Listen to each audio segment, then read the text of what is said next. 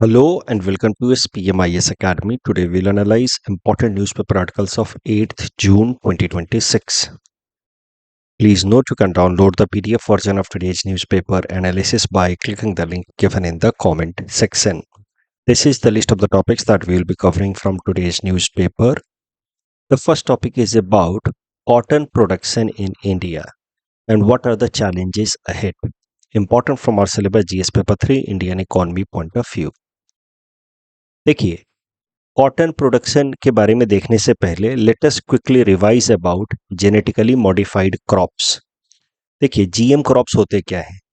ऐसे क्रॉप्स जिनमें कुछ दूसरे ऑर्गेनिजम्स के जीन्स को इंसर्ट किया जाए बाय जेनेटिक एडिटिंग, ऐसे क्रॉप्स को कहा जाता है जेनेटिकली मॉडिफाइड क्रॉप्स। इसका एक बढ़िया एग्जाम्पल है बीटी कॉटन।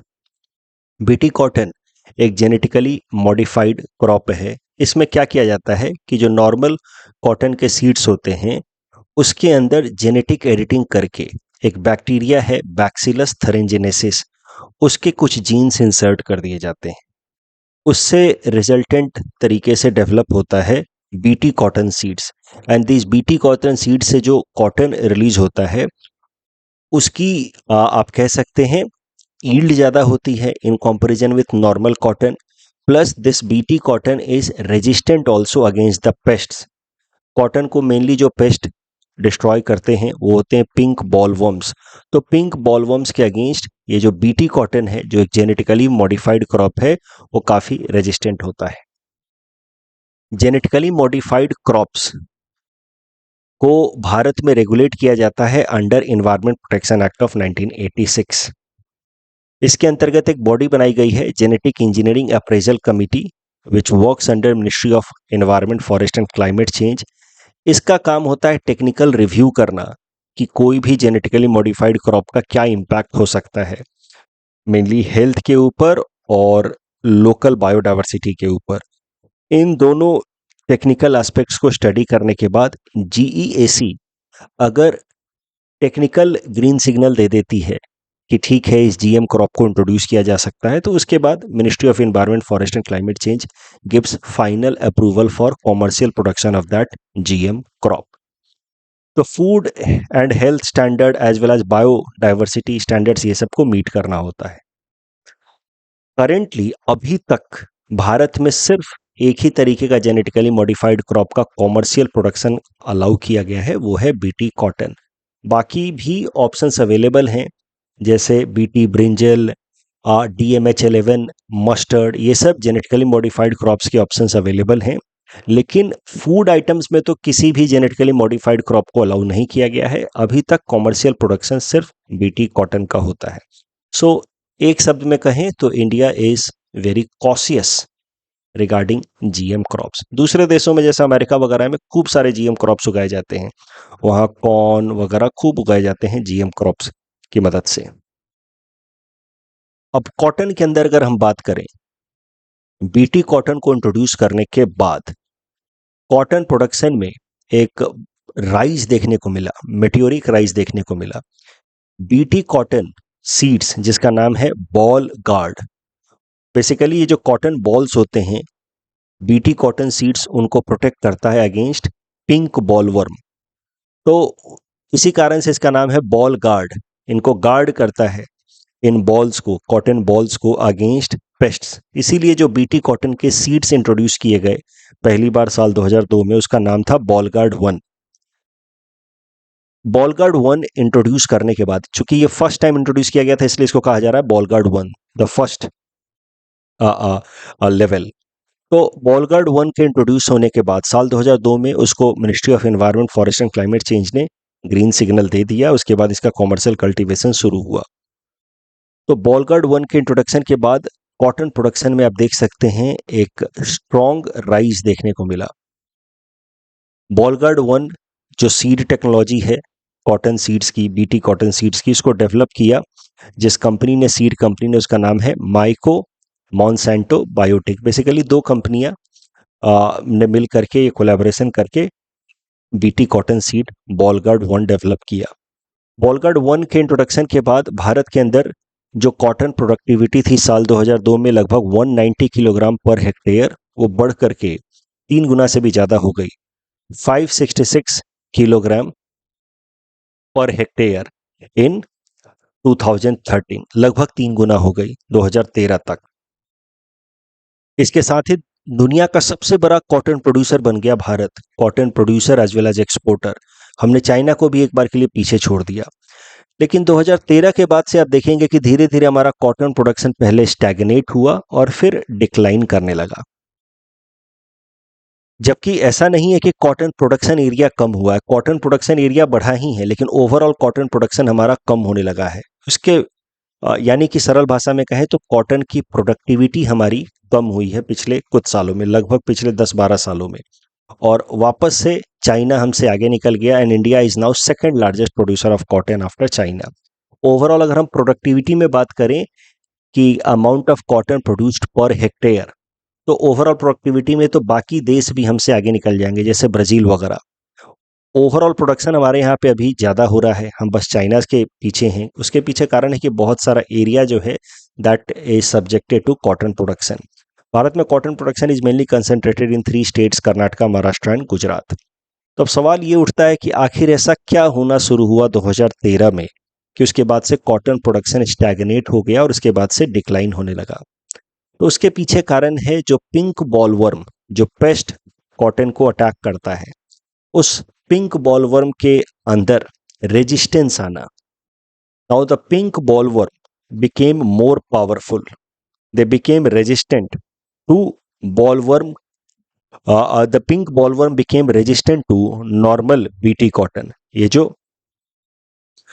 बॉलगार्ड 1 टेक्नोलॉजी से जो बीटी कॉटन डेवलप किए जा रहे थे, अब उनके ऊपर इफेक्टिव तरीके से डैमेज करना शुरू कर चुके थे पिंक बॉलवर्म बाय 2013। जब पहली बार बीटी कॉटन को इंट्रोड्यूस किया गया, यानी कि बॉलगार्ड 1 सीड्स को इंट्रोड्यूस किया गया, तब तो पिंक बॉलवर्म उसको अटैक नहीं कर पा रहे थे। But by 2013 now pink bollworms also had evolved and now they could attack the BT cotton developed through Bollgard 1 seeds. तो 2015 में फिर माइको मॉन्सेंटो बायोटेक कंपनी ने अपग्रेडेड लेवल का नेक्स्ट जनरेशन का सीड इंट्रोड्यूस किया, Bollgard 2, with having higher inbuilt protection against evolved pink bollworm. लेकिन Bollgard 2 का large scale में यूज नहीं हो पाया भारत में। Bollgard 1 could not be introduced at commercial scale in India to large scale. Reason being, Bharat सरकार ने स्ट्रॉन्ग प्राइस कंट्रोल मेजर्स लगा दिए कि ये जो कंपनी है MMB, ये अपने सीड जो सेकेंड जनरेशन वाले सीड्स हैं, बॉलगार्ड 2 सीड्स, इनको एक पर्टिकुलर प्राइस से ज़्यादा महंगा नहीं बेच सकती। इस कारण से हुआ क्या, because of the price ceiling limit, MMB did not produce Bollgard 2 type of seeds at larger scale, क्योंकि उनको उसमें प्रॉफिटेबिलिटी नहीं दिखी। एंड दिस आर्टिकल सेज कि इस कारण से बॉलगार्ड 2 टाइप के सीड ज़्यादा प्रोड्यूस नहीं हुए और इनोवेशन को डिस्करेजमेंट मिला। और नतीजा ये हुआ कि अभी भी हमारे फार्मर्स बॉलगार्ड 1 सीड्स ही यूज कर रहे हैं because of excessive price restriction imposed by the government on Bollgard 2। और बॉलगार्ड 1 सीड का इस्तेमाल करने का नतीजा है कि हमारे यहाँ के जो क्रॉप्स हैं, कॉटन क्रॉप्स, अब उनकी प्रोडक्टिविटी कम हो रही है। तो अगर करंट स्टेटस देखा जाए जेनेटिकली मॉडिफाइड क्रॉप्स का, तो सिर्फ BT cotton genetically modified crops allowed है हमारे देश में कॉमर्शियल कल्टीवेशन के लिए। और बीटी कॉटन में भी जो नेक्स्ट जनरेशन के बीटी कॉटन सीड्स हैं, जैसे बॉलगार्ड 2 टाइप सीड्स, उनके ऊपर बहुत सारा प्राइस रिस्ट्रिक्शन है। तो ये जो आर्टिकल आया इंडियन एक्सप्रेस में, ये आर्ग्यू करता है कि बीटी कॉटन के प्रोडक्शन का जो राइज है, दिस डेमोन्स्ट्रेट कि how science and private sector innovation could dramatically raise productivity of crops in India. ये एग्जाम्पल है कि कैसे जेनेटिकली मॉडिफाइड क्रॉप्स हमारे देश के अंदर फूड ग्रेन्स के या बाकी सारे क्रॉप्स के प्रोडक्शन को ड्रामेटिकली राइज करा सकते हैं। लेकिन at the same time policy intervention by the government should be supportive, not restrictive. Otherwise restrictive policy intervention से क्या होगा, नेक्स्ट जनरेशन की टेक्नोलॉजीज नहीं इंट्रोड्यूस हो पाएंगी और फिर प्रोडक्शन स्टैग्नेट हो जाएगा। इस आर्टिकल में कहा गया है कि भारत सरकार ने रिसेंटली जो कॉटन प्रोडक्टिविटी मिशन लाया है वो भी तभी सक्सेसफुल होगा जब सरकार इनोवेशन को सपोर्ट करे, ना कि प्राइस रेगुलेशन की मदद से इनोवेशन को रिस्ट्रिक्ट करे। अब देखिए बहुत बार होता है कि अखबारों में जो आर्टिकल्स आते हैं वो किसी एक पक्ष को या एक आइडिया को ज़्यादा हाईलाइट करते हैं। तो यहाँ पे तो सरकार को क्रिटिसाइज किया गया एक तरीके से कि बहुत ज़्यादा प्राइस रिस्ट्रिक्टिव अप्रोच के कारण इनोवेशन को सबड्यू कर दिया गवर्नमेंट ने। बट सच्चाई ये भी है कि ये जो सीड प्रोड्यूसिंग कंपनियां हैं ये जानबूझ करके ऐसी सीड्स बनाती हैं जो एक पर्टिकुलर टाइम के बाद यूजलेस हो जाए और फिर वो नेक्स्ट जनरेशन की सीड्स लाएं और उसको और महंगा बेचें और जिससे फार्मर से वो खूब सारा पैसा कमा पाए। तो ये एक्टिविटीज़ भी अलाउड नहीं होनी चाहिए। There has to be a balance between innovation as well as protection to biodiversity and interest of the farmers. ये सब कुछ देखना होगा। तो सरकार ने जो प्राइस रिस्ट्रिक्टिव मेजर्स लगाए हैं उसको सरकार को केयरफुली वॉच करना चाहिए और उसको थोड़ा सा रिलैक्स करना चाहिए। बट पूरी तरह से अगर प्राइस रिस्ट्रिक्टिव मेजर्स हटा दिए गए तो फिर ये सीड मैन्युफैक्चरिंग कंपनी जो है वो अनड्यू एडवांटेज उठाना शुरू कर सकती हैं ऑफ द सिचुएशन। इस टॉपिक डिस्कशन के बेसिस पे प्रिंस प्रैक्टिस क्वेश्चन है। You can attempt this question and submit the answer in the comment section. ऐसा सवाल आपसे मेंस में पूछा जा सकता है कि बीटी कॉटन ने तो सब सिग्निफिकेंट रोल प्ले किया कॉटन प्रोडक्शन ऑफ इंडिया के बढ़ाने में, लेकिन रिसेंट टाइम में क्या चैलेंजेस हैं, क्यों कॉटन प्रोडक्टिविटी डिक्लाइन हो रही है, वो सब आप बताएं। तो हमारे डिस्कशन के बेसिस पे आप आराम से इस आंसर को लिख सकते हैं। जितना हो सके उतना डेटा याद रखें। ये ग्राफ भी बना सकते हैं आप इन ऑर्डर टू डेमोन्स्ट्रेट कि how BT cotton production has now stagnated या has started to decline. This is not just BT, overall cotton production है हमारे देश में स्टैग्नेट हो गया है और डिक्लाइन भी होने लगा है। Next topic is about Economic Advisory Council to the Prime Minister. Important from our syllabus GS paper 3 Indian economy point of view. देखिए economic advisory council to the prime minister, ये जो बॉडी है it's a non constitutional, non permanent, independent advisory body and it is created by executive order. और ये जैसा कि मैंने कहा नॉन परमानेंट बॉडी है तो ये कभी इसको कॉन्स्टिट्यूट किया जाता है फिर इसको डिसकंटिन्यू भी कर दिया जाता है। So it has been constituted several times in the past. Last time it was constituted in the year 2017। जब 2017 में इसको कॉन्स्टिट्यूट किया गया था तो उसके चेयरमैन थे विवेक देबरॉय जी, लेकिन उनकी डेथ के बाद अब S Mahendra Dev is the chairperson of economic advisory council of prime minister. Economic advisory council में चेयरमैन के अलावा और भी कई सारे मेंबर्स होते हैं जो इकोनॉमी, पॉलिसीज, फाइनेंस, बैंकिंग इन सब फील्ड के एक्सपर्ट्स होते हैं। ये जो economic advisory council of prime minister है इसका मेन काम होता है प्रधानमंत्री जी को मैक्रो इकोनॉमिक पॉलिसीज में एडवाइस देना, इकोनॉमिक ट्रेंड्स एंड रिस्क को स्टडी करते रहना और time to time policy matters में सपोर्ट देना। जब भी सरकार कोई पॉलिसी बना रही हो इकोनॉमी से रिलेटेड तो उसमें अपना इनपुट देना। अब रिसेंटली प्रधानमंत्री नरेंद्र मोदी जी ने चेयर किया the meeting of economic advisory council of prime minister. Economic advisory council of prime minister की एक मीटिंग कराई जिसको ऑफकोर्स चेयर किया प्रधानमंत्री जी ने। इसमें मेन फोकस था कि कैसे भारत की इकोनॉमी में मैक्रो इकोनॉमिक स्टेबिलिटी लाई जाए, ग्रोथ को सस्टेन किया जाए एंड मोस्ट इंपॉर्टेंटली गिरते हुए रुपए को, डेप्रिसिएटिंग रुपी को कैसे रोका जाए। इसी मीटिंग के दौरान एक चर्चा, ये मीटिंग 3-4 दिनों से चल रही थी, उसमें चर्चा में ये सजेशन आया कि हमें जो फॉरेन इन्वेस्टर्स हैं, फॉरेन पोर्टफोलियो इन्वेस्टर्स हैं, उनको थोड़ा लिबरलाइज करना चाहिए, उनके ऊपर जो रिस्ट्रिक्शंस उनको थोड़ा लिबरलाइज करना चाहिए as far as their investment in government security is concern. और फिर इसी के बाद फैसला लिया गया सरकार द्वारा कि जो कैपिटल गेन टैक्स होता है on foreign portfolio investors in G Sec उसको एग्जेम्प्ट कर दिया जाए। साथ ही साथ the interest income earned on G Sec by the foreign portfolio investors should also be brought to zero. Interest पे जो टैक्स लगता है, इंटरेस्ट इनकम पे जो टैक्स लगता है उस टैक्स को जीरो कर दिया जाए। ये दोनों प्रोविजंस तो मैंने आपको सैटरडे के न्यूज़पेपर एनालिसिस में बताया ही था। तो आज मैं बस मेनली बता रहा हूँ कि economic advisory council to the prime minister के सजेशन में उस मीटिंग में ये चर्चा सामने आई कि अगर हम इस तरीके से लिबरलाइज कर दें एफपीआई को with respect to their investment in G Sec तो भारत में ज़्यादा से ज़्यादा फॉरेक्स रिजर्व इनफ्लो होगा, उससे रुपया स्टेबलाइज होगा, साथ ही साथ सरकार को थोड़े से extra source of fund available होंगे which will provide enough scope for the government to deal with the current economic instability. एक एस्टिमेशन है कि ये जो रिसेंट चेंज किए गए हैं, कैपिटल गेन टैक्स को एग्जेम्प्ट किया गया है on FPI and interest income पे टैक्स एग्जेम्प्ट किया गया है on FPI if they make investment in GSec. इससे ओवरऑल भारत के अंदर $70 बिलियन फॉरेन कैपिटल इनफ्लो आ सकता है। इस टॉपिक डिस्कशन के बेसिस पे प्रिंस प्रैक्टिस क्वेश्चन है, please attempt this question and submit the answer in the comment section. Next topic is about 100 Ramsar site of India. Environment perspective से topic important है। On the occasion of world environment day 5 June को भारत सरकार ने Jayaprakash Narayan bird century, जिसका दूसरा नाम सुरहा तलबी है, which is in Ballia district of Uttar Pradesh, उसको भारत का 100th रामासार साइट डेजिग्नेट किया है। इसके साथ ही भारत के अंदर जो रामासार साइट्स की संख्या है that is largest in Asia, वो पहले भी थी and now overall world wide we rank 3rd largest after UK and Mexico. Uttar Pradesh के अंदर अगर हम बात करें तो ये जो जयप्रकाश नारायण बर्ड सेंचुरी है, it is 13th Ramsar site.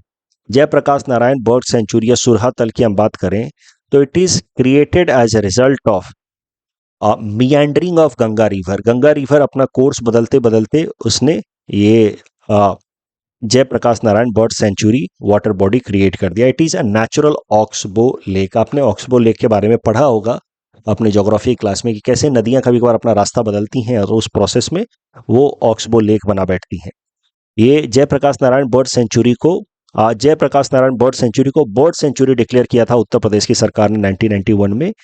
It is also part of central Asian flyway, मतलब यहाँ पे कई सारी migratory bird species stop over लेती हैं while they move from Siberia to African region. तो जैसे डोयांग लेक है ना नागालैंड का, वैसे ही यहाँ पे भी एक स्टॉप ओवर की तरह काम करता है for migratory species and it is part of central Asian flyway. JP Narayan bird century में फिशिंग कैट भी बहुत मिलते हैं जिसका IUCN में स्टेटस है वल्नरेबल। इस टॉपिक के बेसिस पे प्लीज प्रैक्टिस क्वेश्चन है, please attempt this question and submit the answer in the comment section. Next topic is about Project Glasswing, important from our syllabus GS paper 3 environment point of view. देखिए, America की एक AI company है Anthropic,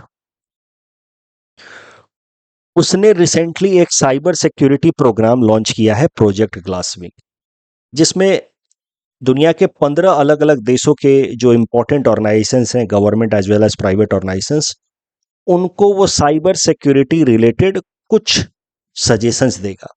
तो Project Glasswing has been started by a US based AI company Anthropic, जहां पे एक तरीके से ट्रेनिंग होगी, सजेशन दी जाएगी to different important organisations, public as well as private organisations from 15 countries across the world including India. अब Anthropic को ये ट्रेनिंग देने की जरूरत क्यों पड़ गई, क्यों लॉन्च किया एंथ्रोपिक ने प्रोजेक्ट ग्लास विंग, उसके पीछे का कारण समझते हैं। देखिए, एंथ्रोपिक ने एक बड़ा स्ट्रॉन्ग AI मॉडल, बहुत ही रोबस्ट AI मॉडल लॉन्च किया जिसका नाम है क्लॉड माइथोस।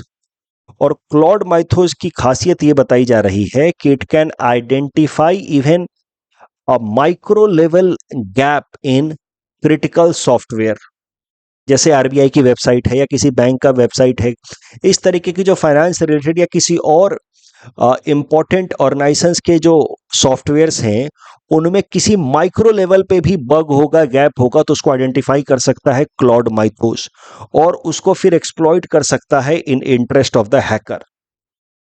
तो इसी कारण से दुनिया भर में एक खलबली सी मच गई है कि अगर ये क्लॉड माइथोस जिसको डेवलप किया है एंथ्रोपिक ने, ये गलत हाथों में पड़ गया तो पूरी तरह से इकोनॉमी कोलैप्स हो सकती है। तो क्लॉड माइथोस को डेवलप किया है एंथ्रोपिक ने और क्लॉड माइथोस की मदद से even a small micro level gap in a software could be detected and exploited.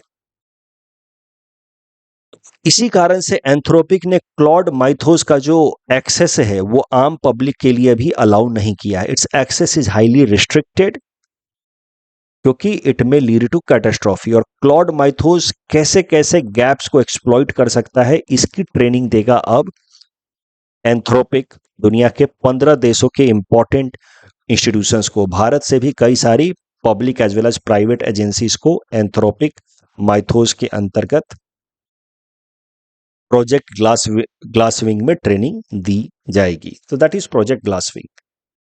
इस टॉपिक बेसिस पे प्रीलिम्स प्रैक्टिस क्वेश्चन है, please run this question and submit the answer in the comment section. Next topic is about Delhi bird atlas. Prelims perspective से important है, एक बार देख लीजिए। दिल्ली में एक बर्ड सेंसस कराई गई, उसकी मदद से बर्ड एटलस तैयार किया गया और उस बर्ड एटलस में बोला गया कि Delhi is at second number only after Nairobi to become world's national capital having maximum bird diversity. खुद ही सेंसस किया और खुद सेंसस करने के बाद बताएं कि नैरोबी जो केनिया का कैपिटल सिटी है, उसके बाद दिल्ली दुनिया का दूसरा ऐसा कैपिटल सिटी है जहां पे बर्ड की डाइवर्सिटी सबसे ज्यादा है। मुझे नहीं पता दिल्ली में बर्ड जिंदा कैसे हैं अभी भी इतने पॉल्यूशन के बाद, लेकिन इस रिपोर्ट में तो यही कहा गया है। तो एग्जाम पर्सपेक्टिव से ध्यान रखिएगा, Delhi bird atlas, Delhi has second only to Nairobi, Delhi second only to Nairobi regarding bird diversity. This bird atlas in Delhi was conducted by Delhi Forest Department, Bird Count India, NGO in the field of biodiversity, and Worldwide Fund for Nature India, WWF India. इस topic के basis पर prelims practice question है, please attend this question and submit the answer in the comment section. Capital gains when there is increase in sales of a product, that is not capital gain. बाकी दोनों capital gain है। When there is natural increase in the value of property owned, that is capital gain, and when you purchase a painting and there is growth in its value, that is also capital gain. Year on year growth rate is with respect to previous financial year, quarter on quarter growth rate is with respect to immediate preceding quarter. This is wrong, it is with respect to same quarter of last financial year. RBI neutral stance, RBI is open to either increasing or decreasing interest rate. This is absolutely correct. Accommodative stance means RBI is inclined towards raising interest rate. This is wrong. Hawkish stance means RBI may go for tightened monetary policy. This is correct. प्रधानमंत्री मानधन किसान योजना में दोनों statement सही, 18 से 40 साल के farmers ले सकते हैं और उनको फिर रिटायरमेंट के बाद 3,000 रुपए, यानी कि 60 साल की उम्र के बाद 3,000 रुपए पेंशन के तौर पे दिए जाएंगे मंथली। यूएई, फ्रांस और सिंगापुर में भारत का यूपीआई फंक्शनल है, तो इसका आंसर होगा 3। That's all from our side for today. Thanks for watching.